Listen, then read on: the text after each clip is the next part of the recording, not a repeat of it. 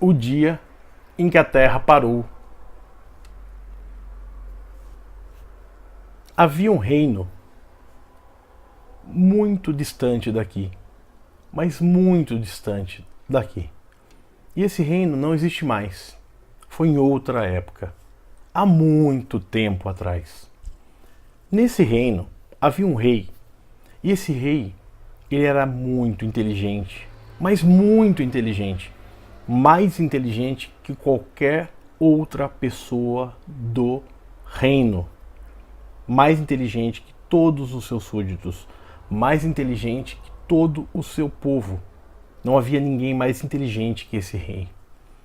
E por ter tanta inteligência, esse rei começou a usar a sua inteligência não a favor do povo, mas contra o povo. E usando a sua inteligência para se manter no reino, reinando com todo o poder, ele decidiu que usaria o seu poder, a sua inteligência, não para o bem do seu povo, mas para o mal do seu povo. E esse rei decidiu que metade de tudo que fosse produzido em seu reino seria dele. Tudo que qualquer camponês, qualquer vassalo, qualquer agricultor produzisse, metade disso seria do rei. E esse rei, para se manter no poder, decidiu também que apenas seria levado mantimentos entre as suas cidades de seu reino através de cavalo. Apenas através de cavalos. Apenas através de cavalos. O rei disse ali que os rios, córregos, todo transporte através das águas seria proibido. A partir daí, os barcos foram destruídos em seu reino. Nenhum barco mais circulava. Era crime a utilização de barcos em seu reino. Para a população, ele disse que era por segurança. E a população acreditou. A partir daquele momento, o transporte de comida, vinho, ervas medicinais em seu reino apenas era feito através de cavalos. Não dava para levar nas costas, o ser humano não conseguia levar. Somente o cavalo poderia levar. E quem tivesse um barco ou ousasse construir um barco seria morto em seu reino.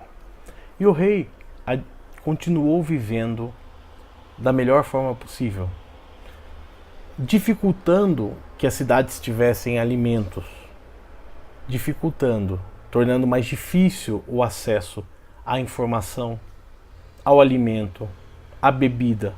E as cidades continuaram produzindo, e o rei ficava com metade de tudo no reino.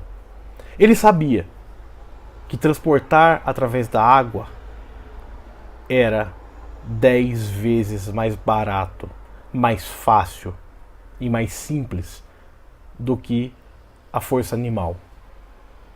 Ele sabia disso, mas ele não queria que seu povo tivesse uma boa alimentação, um bom aprendizado e a informação chegasse a seu povo.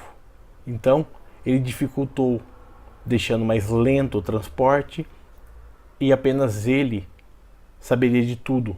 Em suas estradas eram monitoradas por exércitos. Nesse reino, o rei, como ele era muito inteligente, ele pensou: eu vou fazer coisas erradas. Sim, vou fazer. Se alguém descobrir, eu vou culpar o bobo da corte. Sim, se alguém descobrir, não fui eu, foi o bobo da corte. E todos do meu palácio vão dizer junto comigo, apontando o dedo para o bobo da corte. e o bobo da corte será punido. Ele será punido e será preso na masmorra. Ninguém mais vai escutar falar do bobo da corte. E eu continuarei reinando no meu reino. E vou precisar procurar outro bobo da corte. Então, assim que as coisas caminhavam nesse reino, sempre. O bobo da corte, ele era alguém do povo. O bobo da corte, ele era engraçado, mas ele não tinha a malícia e a inteligência do rei. Mas ele era querido pelo seu povo. O bobo da corte, ele servia para isso. E o rei sabia disso. E nesse reino havia uma pessoa que era mais inteligente que o rei. Apenas uma pessoa. Era um mago. E esse mago, ele não era inteligente somente por nascença, é que ele já havia nascido há mais de 10.000 anos atrás. Então, esse mago, vendo tudo isso, vendo como o rei estava se comportando, ele pensou: eu preciso levar a minha mensagem para o povo de uma forma que todos entendam. E esse mago encontrou um grande músico do reino. O músico, quando ele cantava, as pessoas se emocionavam. Ele transmitia a verdade. Um músico que nasceu com um dom, o dom de cantar. E esse mago conheceu esse músico. Eles falavam de assuntos que eram fora do reino. Falavam sobre antiguidade, até sobre vida fora do reino, fora do planeta. E eles se deram super bem. E a partir daí o mago começou a escrever mensagens junto com esse cantor. E uma dessas mensagens dizia sobre o dia que o reino iria parar. Nesse dia, o reino e toda a terra iria parar.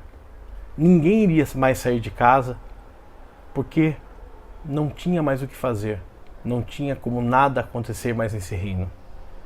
Isso foi uma previsão.